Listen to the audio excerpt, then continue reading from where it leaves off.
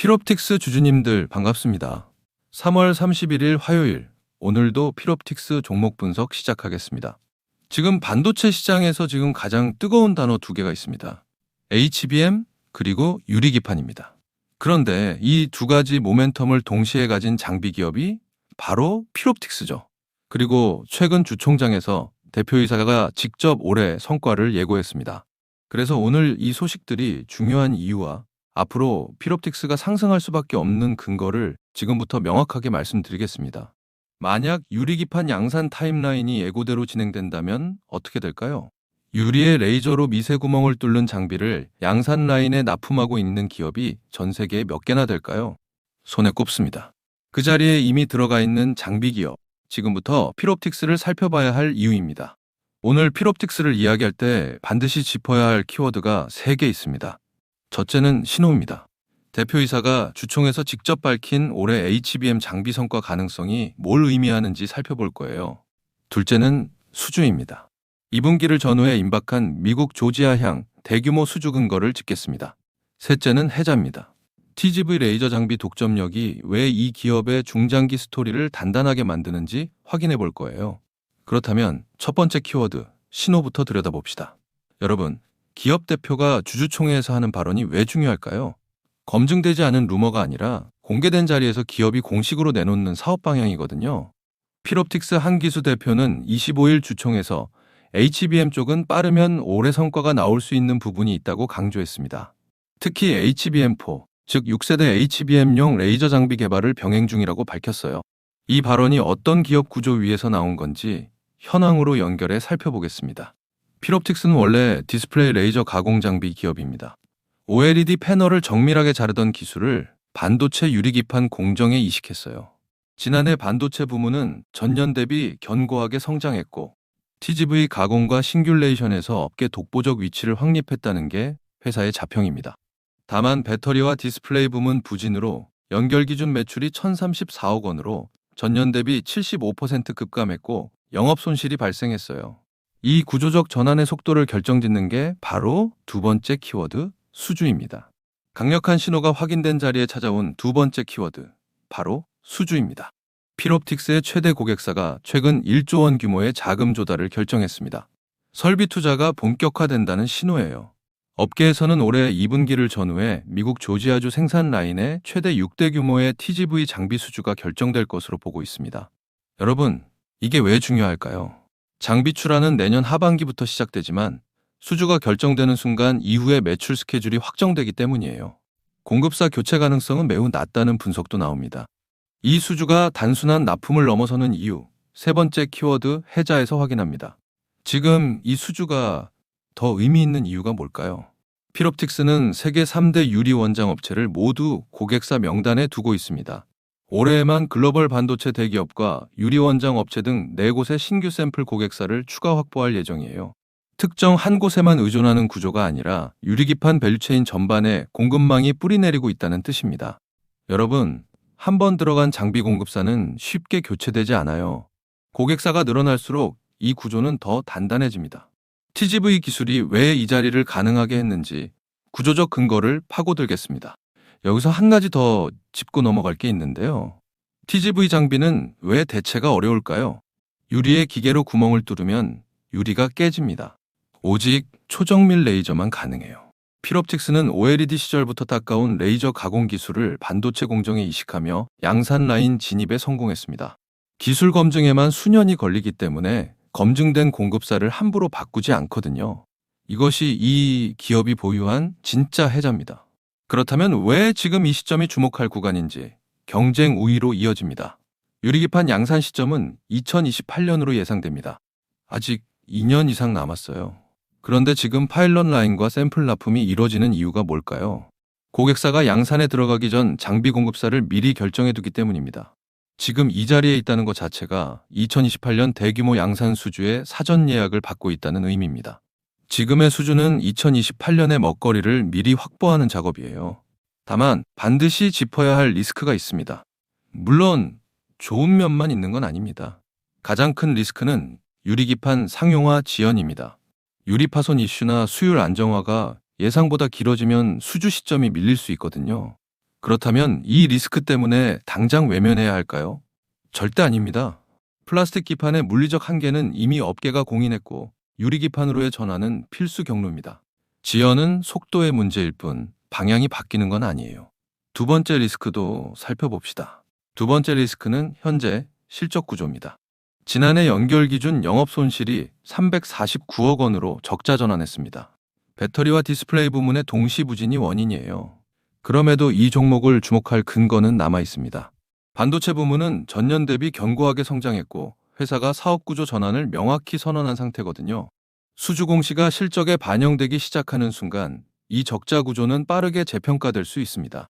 리스크를 인지하면서도 변곡점을 확인했다면 전체 그림을 정리할 시간입니다. 자, 지금까지의 이야기를 딱 세 줄로 정리해 드릴게요. 신호는 HBM4 레이저 장비 개발과 올해 성과 가능성을 대표이사가 주총에서 직접 예고했다. 수주는 2분기를 전후해 미국 조지아향 TGV 장비 최대 6대 수주가 임박했다. 해드자는 세계 3대 유리 원장 업체 전부를 고객사로 두고 2028년 양산 선점 구도를 구축했다. 그렇다면 앞으로 반드시 확인해야 할 변곡점은 뭘까요? 앞으로 이 종목에서 눈여겨봐야 할 변곡점은 두 가지입니다. 첫 번째는 2분기 조지아향 수주 공시예요. 수주 수량과 금액이 확정되는 순간 내년 하반기 매출 스케줄이 함께 가시화됩니다. 여러분, 이건 단순한 공시 하나가 아니라 성장 스토리의 출발 선언이에요. 두 번째는 올해 HBM 장비 매출 개상 여부입니다. 대표가 올해 성과를 예고한 만큼 실제 HBM 관련 매출이 잡히는 시점에 시장의 밸류에이션 재평가가 본격화될 수 있습니다. 이 두 이벤트가 맞물리는 순간이 이주 종목의 다음 모멘텀이에요. 여러분, 오늘 피롭틱스의 HBM과 유리기판 이중 모멘텀이 왜 지금 주목해야 하는 구간인지 이제 선명하게 보이시나요? 단기 신호, 임박한 수주, 그리고 중장기 해자까지 세 가지 축을 함께 짚었습니다. 오늘 피롭틱스에 대한 모멘텀과 리스크 측면은 이쯤에서 설명을 드리겠고요. 지금부터가 굉장히 중요한 내용입니다. 여러분, 제가 지금부터 여러분들이 어디서도 들을 수 없는 엄청난 이야기 하나만 드려볼게요. 최근 삼성전자, SK하이닉스 많이 오른 거 다들 알고 계시죠? 시총 1위 삼성전자는 단기간에 무려 4배가 올랐고 20만 원 하던 SK하이닉스는 100만 원까지 무려 5배가 올랐습니다. 그런데 수많은 전문가들은 아직도 더 상승이 가능하다고 말합니다. 일단 많은 분들이 HBM 때문에 오른 거 아니야? 아직 더 오를 게 있어? 여기서 하나만 확실히 말씀드릴게요. 이 HBM 때문에 올랐다는 말, 반은 맞고 반은 틀렸습니다. 진짜는 아직 시작도 안 했어요. 지금 시장이 주목하는 건 HBM 그 너머에 있습니다. 지금 삼성이 수조 원대 자금을 쏟아붓고 있는 기술, 아마 들어보셨을 겁니다. 바로 유리기판입니다. 그리고 지금 시장에 알려지지 않은 어떤 한 기업이 유리기판의 게임 체인저로 조용히 떠오르고 있습니다. 이미 삼성의 막대한 자본이 이 기업으로 흘러들어가고 있고 AI, 반도체, 2차 전지까지 세 가지 테마가 동시에 엮여 있습니다. 최근 시장만 봐도 테마가 너무 빠르게 바뀌잖아요. 그런데 이 종목은 세 가지 테마가 동시에 묶여 있어서 꾸준한 상승이 가능하다는 겁니다. 그리고 지금 시점에서 가장 중요한 질문 하나 드려볼게요. 여러분, 지금 엔비디아, 인텔, 구글의 가장 큰 고민이 뭔지 아세요? AI 성능은 하루가 다르게 진화하고 있는데 문제는 그만큼 열도 어마어마하게 뿜어낸다는 겁니다. 성능이 올라갈수록 발열도 함께 올라가는데 기존 반도체 구조로는 이제 그 열을 감당할 수가 없는 거예요. 한마디로 성능의 한계가 아니라 열의 한계에 막혀버린 겁니다. 그래서 지금 엔비디아와 삼성이 긴밀하게 협력을 논의하고 있는 거고 AMD 수장까지 직접 방한한 겁니다. 그런데 여기서 이상한 점이 하나 있습니다. 삼성이 세계 최고 실력이라고 자부하는 이 기업의 주가는 아직 바닥입니다. 왜일까요? 세력들은 절대로 아무 때나 주가를 올리지 않습니다. 항상 남들보다 먼저 오랜 시간 매집을 하고 그 다음 재료가 시장에서 부각되기 시작할 때 그때부터 본격적인 상승세를 보여준 겁니다. 그런데 이 종목 같은 경우에는 유리기판이라는 초강력 재료를 가지고 있고 삼성의 거대 자금이 빠르게 들어가고 있기 때문에 한번 움직임이 시작하면 절대 이 가격대엔 못 산다는 겁니다. 그리고 소름 돋는 게 하나 더 있습니다. 제가 작년에 추천드렸던 원익홀딩스 기억하시죠? 똑같이 바닥권에서 횡보하며 장기 매집이 시작됐고 거래량이 본격적으로 튀어오르기 시작하더니 무려 8배 넘는 상승이 나왔습니다.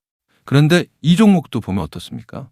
바닥권에서 횡보하며 오랜 시간 매집이 진행됐고 거래량이 중간중간 강하게 튀어올랐습니다.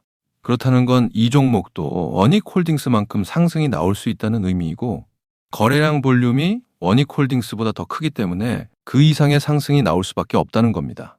그리고 수급도 한번 보세요.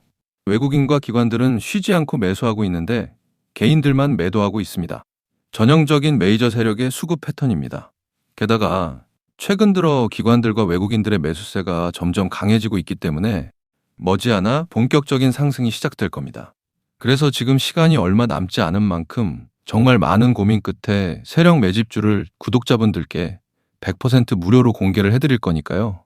대신 여러분들은 구독과 좋아요는 꼭 눌러주시고 지금 화면에 제 개인 번호 잠시 보이시죠? 여기 있는 번호로 매집이라고 2글자 남겨주시면 제가 직접 보내드리겠습니다. 지금까지 제가 추천드린 종목들 다들 기억하시죠? 원익홀딩스 8배. 이 수익을 가져가신 분들의 공통점이 딱 하나 있습니다. 먼저 알았다는 겁니다. 오늘 소개드리는 이 종목도 마찬가지예요. 차트는 이미 신호를 보내고 있고 외국인과 기관은 조용히 담고 있습니다. 이 기회를 놓치는 순간 지금 이 가격은 다시 오지 않습니다. 종목명과 목표가 그리고 매수 전략까지 정리된 자료를 저희 구독자분들께 바로 보내드릴 거니까요. 마지막으로 구독과 좋아요 이 2가지만 눌러주시고 상단에 제 개인 번호로 매집이라고 2글자 남겨주시면 제가 직접 보내드리도록 하겠습니다. 투자에서 수익의 차이는 결국 기회를 알아봤을 때 시도했느냐, 그냥 지나쳤느냐에서 갈립니다. 그러니까 저희 구독자분들은 이 기회 절대 놓치지 마시길 바라겠고요. 오늘 영상은 이쯤에서 마무리하고 저는 다음에 더 좋은 분석으로 다시 찾아뵙겠습니다. 감사합니다.